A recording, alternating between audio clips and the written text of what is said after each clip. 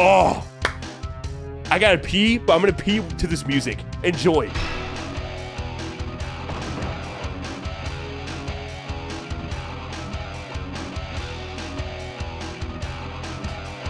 Welcome back to the Achievement Grind, Platinum Hut, and 100%ing Journey. Today, I have got a very special game to my heart, GoldenEye 007. No, not the oddly weird Wii version. No, not the reloaded version with Daniel Craig. The OG one with Pierce Bronson, and practically a movie video game done right. I don't know what to call games anymore, if it's a remaster, remake, redone, redid, reshoot, re-this or re-that, but all I know is James Bond is back in action with some of the most nostalgic feels of my childhood and some new painful ones with these achievements. You're going to experience the love that myself, and I know many of you all have as well, for the game that helped destroy N64 controllers out of rage and disrupted my brothers and our relationships with the 4-player split-screen madness. So let me take you all through the journey of collecting the newly and obtainable 55 achievements and show you the struggles that old games still have to this day, GoldenEye 007, or what I like to call GoldenEye 64. To be completely honest with you all, I had zero clue this was even being pushed for an Xbox or console release. It legit just sideswiped me out of nowhere, and this is a rare case, because Rare made this game or whatever, sorry. But I couldn't have been more excited to take on the same journey that I took in my early years, and try it again 20 plus years later.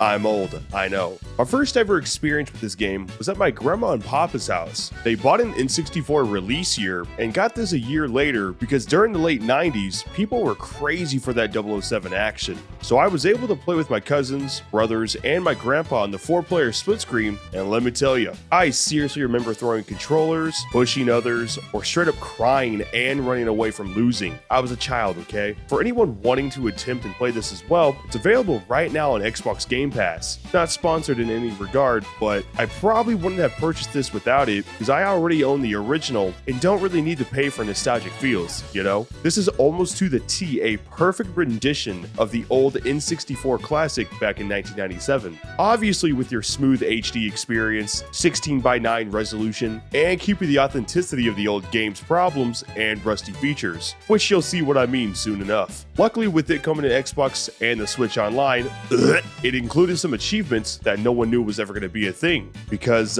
this game came out before achievements or trophies before they were even thought about or conceived. So that makes me happy, and probably a lot of you guys out there too. But before we get right into the madness of 007, make sure you guys subscribe and like the video. Your support has been so heartwarming to me and has helped me to get to play more video games and post more content, so thanks. But without further ado, let's do this. To begin, I had a few plans going into this game. One, I was going to experience this game for what it really is and go in blind. Just like every Call of Duty, I'm going to crank the difficulty to max, which is 00 Agent. And 00 Agent basically grants more enemies to come at you, more objectives to do, and pretty much more damage to you as well. It creates challenging scenarios, but it really is difficult to some degree, and makes me wonder how I beat some of these missions when I was younger. 3, after the main campaign, I would start to grind the rest of the multiplayer, speedruns, and miscellaneous achievements. The first achievement, or achievements in this case, because they really are similar to Call of Duty for some reason,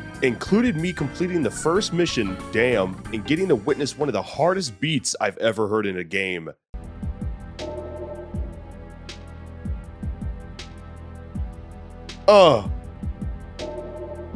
Let's go! Bro, this song is so good. God damn. The first level is really just a mission to get your bearings under control, which the controls are, to be kind of expected, really ass. But you gotta realize back in the day, we were handling an alien contraption that Nintendo thought we humans could understand. And to this day, I still have zero clue how to hold this shit, and why Nintendo thought it was a good idea to do that, but they totally learned how to make controllers normal after this, right?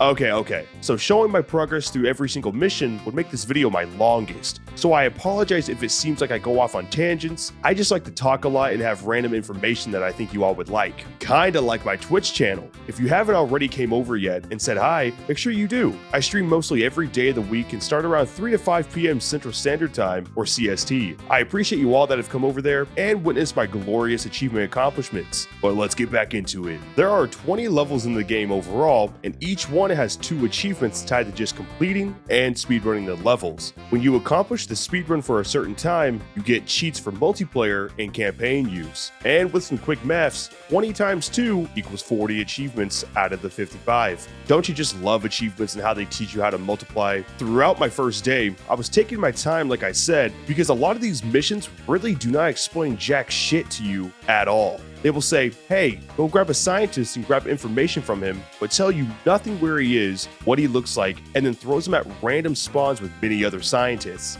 It was difficult for no reason at all, and I absolutely loved it for some reason. I probably need help. The achievements started to stack throughout my stream session per usual. Completing Dam for the first time, and while obtaining these achievements, I was trying to pay attention to the story, because if you can guess it or not, I've never actually seen GoldenEye's movie. So in the second mission, Trevlin, or 006, or Boromir from Lord of the Rings, gets shot right in front of us and is exactly like this in the movie. Wow, who would have guessed?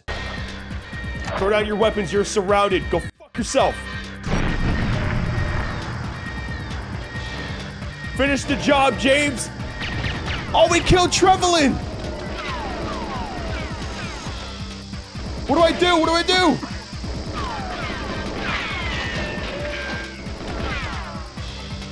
He killed Trevlin.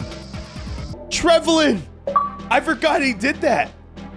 Continuing on, most of these missions were really fun at times, or until they weren't, but I was just getting random flashbacks to these missions constantly, like Bunker. This level as a child was so fun, but as an adult, it's mildly irritating. The enemies, no matter what, will be getting alarmed by our boy Boris or that guy from Spy Kids, and the dudes with the black clothing will never stop coming unless you turn off the alarm and get the hell out of Dodge.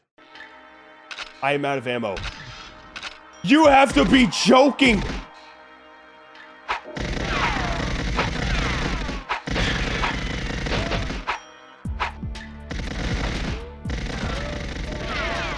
The line! The fucking line! I don't understand.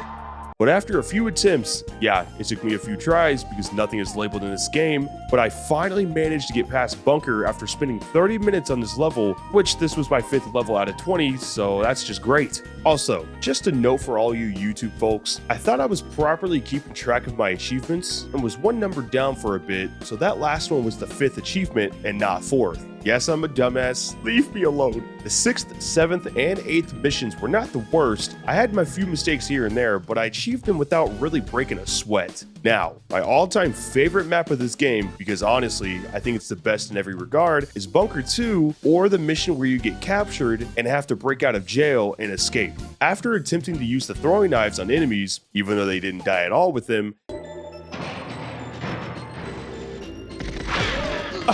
in the dick. I love the throwing knives. Wait, what? What? Oh. What?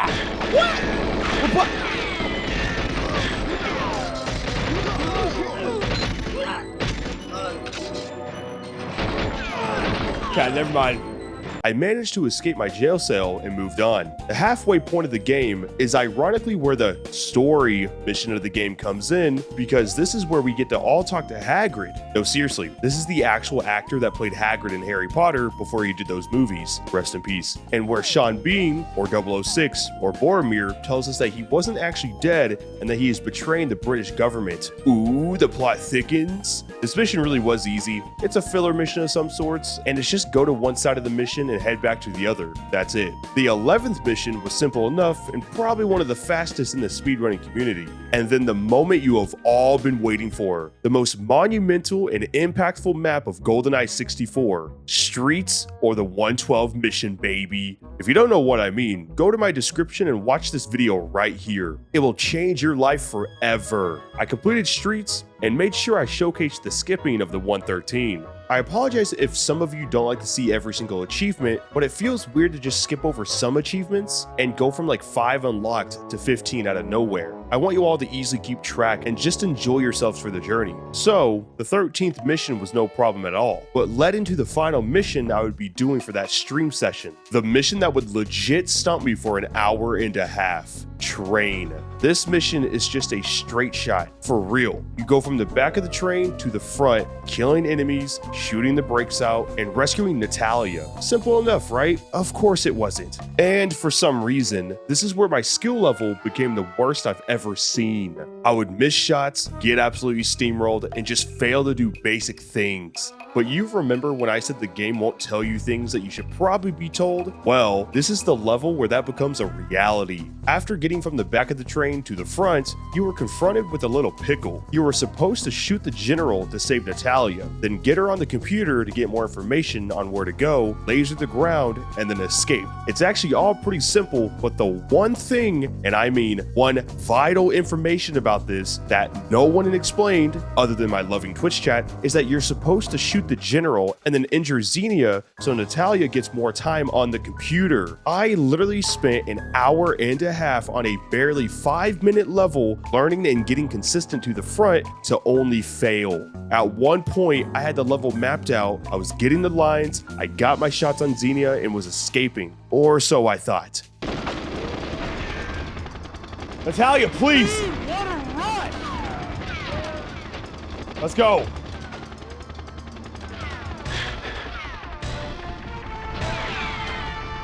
You can't make this up. You can't make this up. You can't make this up. You can't make this up. No!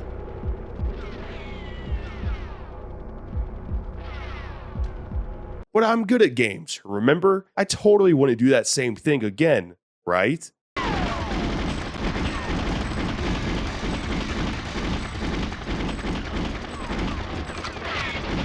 Talia, please!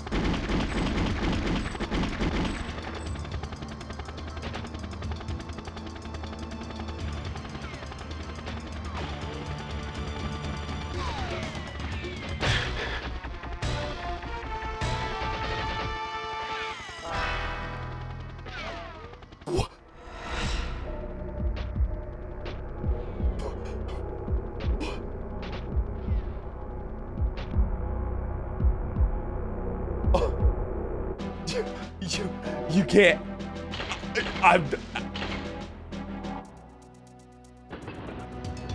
I am so disappointed in myself, but finally, I got past this stupid ass mission that just killed my soul for this game and ended up getting 2 more achievements for completing this level and then speedrunning this level because, well, I was a pro at it now. God damn it. At this point of the 100%ing, I had around 7.5 hours of game time and only ended up with 15 achievements. I was a little unmotivated. I had a lot of negative factors going against me, like the passing the time achievement for Minecraft. Yeah, I was playing this game while still trying to get the 33 hours for that achievement, so much that I started my second day trying to hopefully get it because I've left my console on for a couple days at this point. And to be the bearer of bad news, I did not get it this attempt or for the next couple of days, but I recommend watching the Minecraft video if you want to see the results of that. Also, this would be my last day of streaming this game, but it's not because it was fast, but because I'm a goddamn psycho and decided to do an impromptu 12-hour stream. I was not joking about me streaming like a madman on my Twitch channel. You don't want to miss it. So I started my game up and went after completing the base game on the hardest difficulty. The 15th mission wasn't all that bad. It was our first boss fight with Xenia, which, if I recall, she literally kills men with her thighs. Yes, she seduces them and then crushes the dudes with her thighs. Well, now that I think about it, that doesn't sound that, what? Nah, what? Never mind. But we kill her in the jungle, beat the mission easy, and now comes the absolute worst mission of them all, Control Center. This is really not debatable, but this map and objectives are awful. I spent another hour and a half just completing this dog water mission. Imagine spending 30 minutes on a level, but how about almost 2 hours on a level to just beat it? The reason why it took this long, other than my skill, is because there is a mandatory protection sequence that you have to do on a Nintendo 64 with terrible controls. Not only do I die quick, and Natalia, who you are protecting to turn off the nukes or something, will legit die in a few bullets to the back of the head. It was the worst experience experience I've had in this game yet. Train was bad, sure, but that was because I didn't know what to do, and at points I just got frustrated and moved too fast. But this level is just way too slow. The enemies come out of nowhere, and the enemies are all assholes. It was all just annoying and not fun. Bro, none of this makes sense. Oh my God, bro. It's like, yeah, bro, by the way,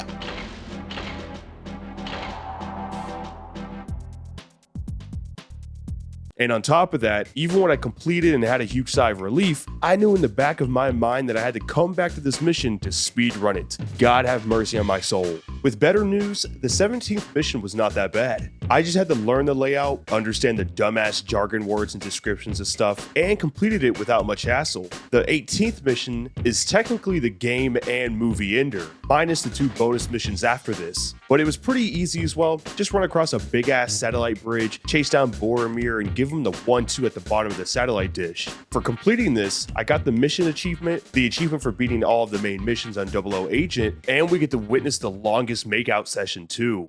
Bro, I hate to say it, but how are you gonna breathe? That is a long makeout. Oh my God, that is a long makeout session. Bro, his face is in her face.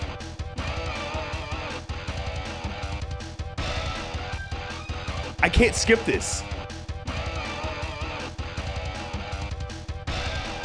We have to watch them make out this whole time. With 20 achievements unlocked, 4 hours into my stream, I had 2 side missions left to beat, Aztec and Egyptian. Aztec is known as a hard-ass mission, and shit, they were not kidding. It's not the hardest map per se, but you have a boss fight at the end and you have to turn on the missile to another location. It took me a few tries, but at this point of my gaming sessions, I've gotten in touch with the N64 controls. This mission is actually from the film Moonraker from 1979, and the boss man is named Jaws. He's very scary. I hit all of my shots, hit my lines, killed Jaws, and ended up beating the level. It finally now comes down to the last level of this whole game on the hardest difficulty, Egyptian. Talk about a cool ass level. It's pretty wide open with a secret passage at every turn, and one of the objectives is to get the golden gun, which is by going through a certain pathway and not triggering the turrets. It was really cool learning the trend of which tiles go on and not, but talking about scary villains, this guy Baron Samedi is one of the scariest dudes I've ever seen and heard. He's the final bad guy you need to overcome to finally beat the game. You only unlock this level if you complete every single level in the game on 00 Agent, which the wiki says not a small feat. So now I don't feel bad saying that it took me around 12 hours to just beat this game on the hardest difficulty. I managed to get the golden gun, killed Baron, I thought, walked out of the mission, and got a creepy ass laugh.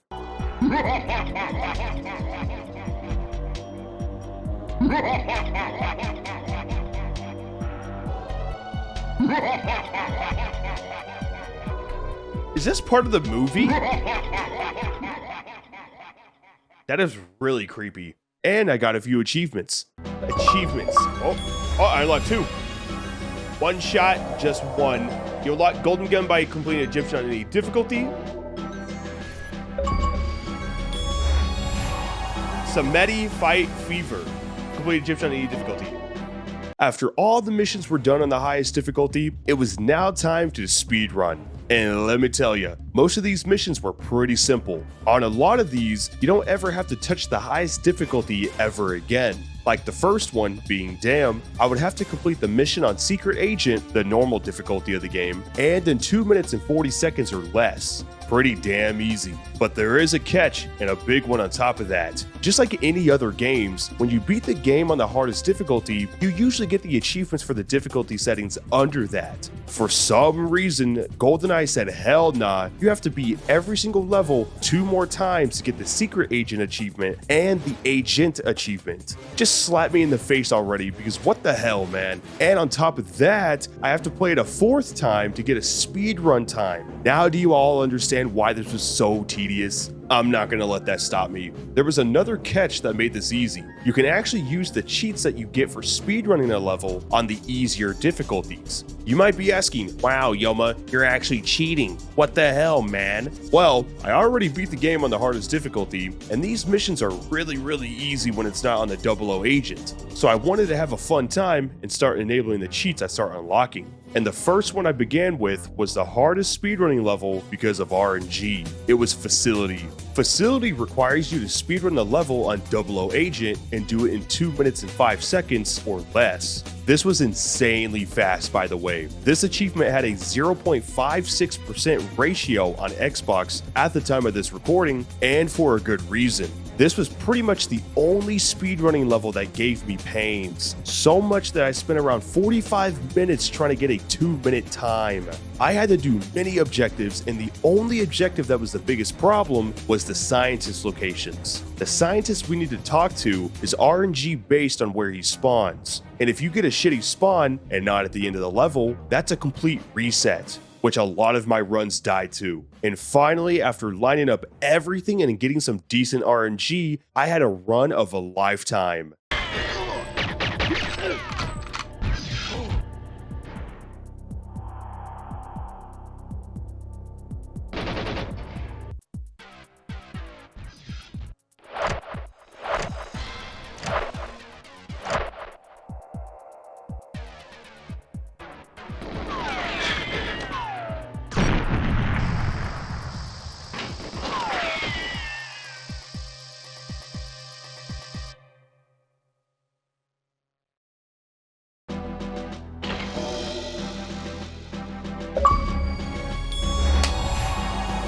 I am invincible!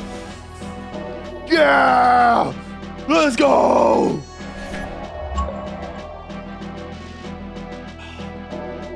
This victory is all I needed. I would also be playing through all of the remaining difficulties and unlocking and using cheats as we go. This process, when I actually was trying to rush and speedrun it, still took me 5 full hours to complete all of them. And to not make this video any longer, it's montage time. Let's do it.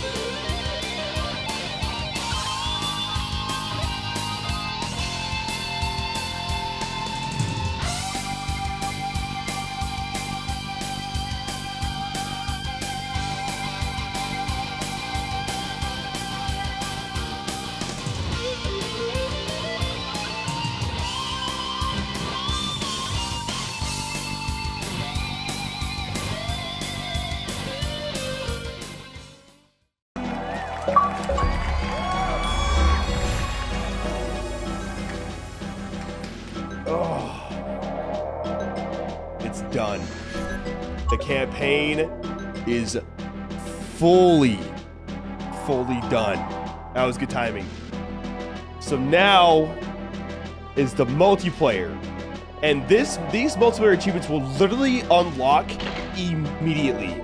The final 11 achievements are all multiplayer, and listen to this. they decided to not make the multiplayer online, but only the Switch version. Can you believe that? Because that is such weird behavior, and honestly, I don't even want to get into why and stuff, but luckily, you don't even need a second controller for 10 of these achievements. You just go into multiplayer and select 2 players and it will spawn a second player even without a controller plugged in, because I guess that makes sense. And I'm not even joking when I say this, but I unlocked 10 of these within an hour because that's how fast and simple these are. But the last secret achievement is a funny one because it wants you to use Odd Job, which is a cheap and short character when playing multiplayer. And now for some rapid fire successions. I unlocked Unheroic for killing an unarmed player, Should You Use a Guide by earning the most harmless award, Multi-Streak for playing 5 maps back to back, Decimated for playing 10 multiplayer matches, Playing by the Rules for playing each type of multiplayer scenario once, World Tour for playing a multiplayer match on every map, which this one has a low percent of 0.28 because it requires you to beat every single map on the hardest difficulty, and including the bonus levels too. Continuing, I unlocked a Treehouse Classic for playing a specific map in game mode together, Q Branch Specialist for playing a multiplayer match with every weapon set, and Slapstick Comedy for playing another match with specific rules and a map, which finally comes down to the 55th and final achievement altogether. This was way longer of a journey than I anticipated, even if it only took me 2 streams, but like 18 hours altogether. I'm a psychopath, I know. But the last achievement wants you to get 100 kills in multiplayer matches over time. The issue was, when you kill a player, they cannot respawn because no controller is plugged in for them to press it. So I used my 5-head maneuvers and enabled my broken Xbox One controller from Skate3's video and made that the target for these kills. I enabled the fast speed cheat, put my main controller on my lap with my finger holding the trigger button, and used the second controller to speed in front of my character to farm the kills. These kills took around 20 minutes, but it was finally the last achievement of them all. This 100% took me around 18 hours in total to complete, but I was happy to revisit some nostalgia, but damn did I not miss the difficulty settings and jankiness in GoldenEye 007.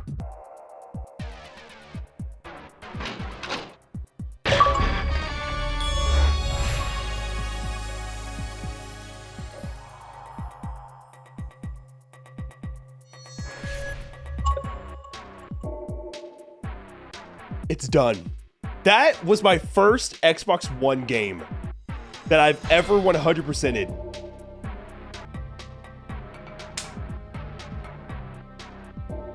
If you all want to continue your journey, make sure to check out my Minecraft 100%. It was a wild ride on the Xbox 360 that I'll never forget. But don't forget to subscribe, like, and follow my Twitch channel, the same name as this YouTube channel, and where I mostly do all of my recordings. Thank you for watching, and I'll see you all in the next one.